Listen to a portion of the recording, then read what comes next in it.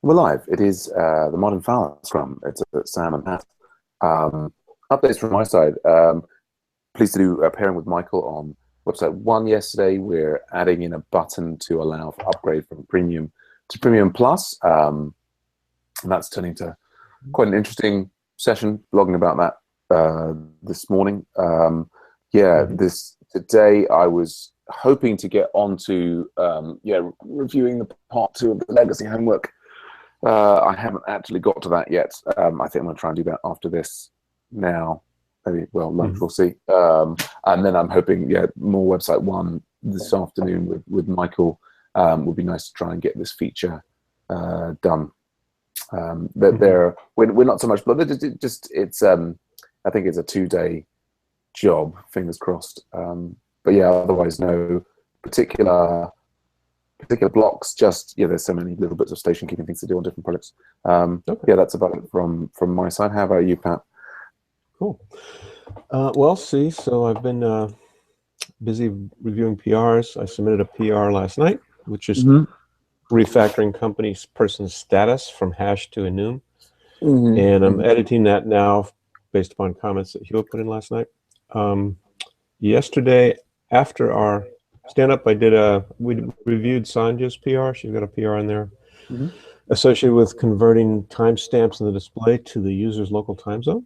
And that a little bit to get her restarted on that. I did an hour or so of pair programming with Laura to get her started on her story for MedPlus, which was useful. I think she needed just to know how to start. It's one of those things. Get absolutely. Some momentum going. Now you're riding the bike yourself, I'll let go. Right. I reviewed your blog post, edited a little bit on that. Yeah, no problem. And I think that's about it for me. No blockers at this point. So on terms of keeping track of what's going on in the MOOC and reviewing things like that, do you guys have enough manpower there now to do that, or person power? Or do you need any more? Because I've not been active there. This particular session. I don't know. It's interesting. I mean, I was just I was just we're running the advanced portion for the first time without any deadlines. Seems to be going okay. The activity overall, like in the forum, seems a little bit lower than usual. I think we have a similar number signed up. edX made a little change in the forum so that it's kind of a bit more difficult to see the messages, and I speculate that might be to do with it. We're certainly not in the case where there's large numbers of questions going unanswered at the moment. There's always room for, if you're free to drop by the Gitter chat, there's always people who are sort of looking for this and that. I mean, there's a couple of people who I've directed to post kind of like longer posts in the discussion forum. I wouldn't say we're in desperate trouble. I think what I'm confused about myself is about what's the best mechanism for keeping TAs engaged in the course, or managing and organizing the effort that is put in. We have the AV102 course that we run, and then that generates sort of a mailing list, and I'm just sort of thinking I pretty much giving up on that. I mean, there's kind of a core of like 4 or 5 people who are more engaged and sort of pick everything up. I'm not sure what the swing by the course and have a look at the discussions and the chat, and just sort of I'd be interested in your impression of how active it is or how things are going. Okay. Well, I do notice that there are the same names that keep showing up, helping the students, and they're doing a great job. And so I don't know if I could, but if I can add value, add a little capacity. The other thing is, I did encounter the discussion forum issue that you mentioned, and then I saw your blog post mentioning that as well. I agree with you. Actually, it took me a while to realize I should click on something, and then I see the discussions, and I'm sure some of the newbies come in there will just say, well, there's no activity here, I'll just abandon the site.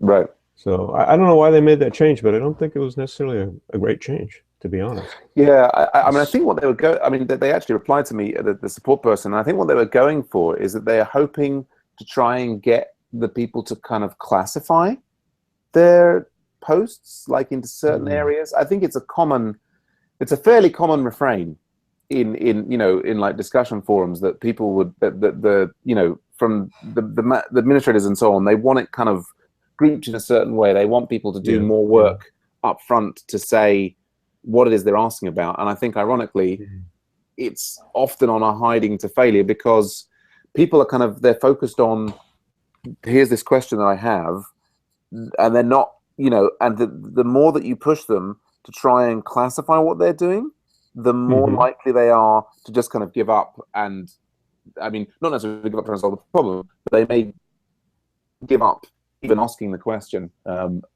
which is swings and roundabouts. Like, actually, in some ways, that can be a good thing, in that it sort of makes the person, pushes them back, and they say, right, well, how would I, because sometimes, as you know, just asking, just kind of putting the question into words allows you to solve the problem. I think that the danger that there's a lot of people have, as I was blogging about, a tendency to feel that they must struggle alone. And I think generally we want people to ask questions earlier, and we want to focus on people like developing their skills about how to ask questions rather than forcing them to suffer in silence. But I hear you. I just think that I'd be curious if they have Google Analytics stats on that or something, the dwell time of people coming before they abandon it, and compare that to the prior version of the discussion format. If there was something pinned at the top, a default posting saying, please think about how to classify your question before asking the question, etc. To see the questions currently asked, click on, XYZ button. That would be helpful. But I think for a newbie who's uncertain anyway and struggling with all these different technologies to learn, they just see that, and yet another thing I have to be frustrated about. Anyway, I think they ought to rethink that or retool that a bit, I think. But anyway. Yeah. I mean, the interesting thing in the longer term, I mean, it's a kind of an ongoing thing with the edX as a certain sort of interface, and they have their own development things, and they kind of take feedback from many different areas, and then but what they do with that and so on is not very transparent. I mean, they're in a... the interesting question for us next year is that both of the MOOCs will go completely self-paced and will be available all year.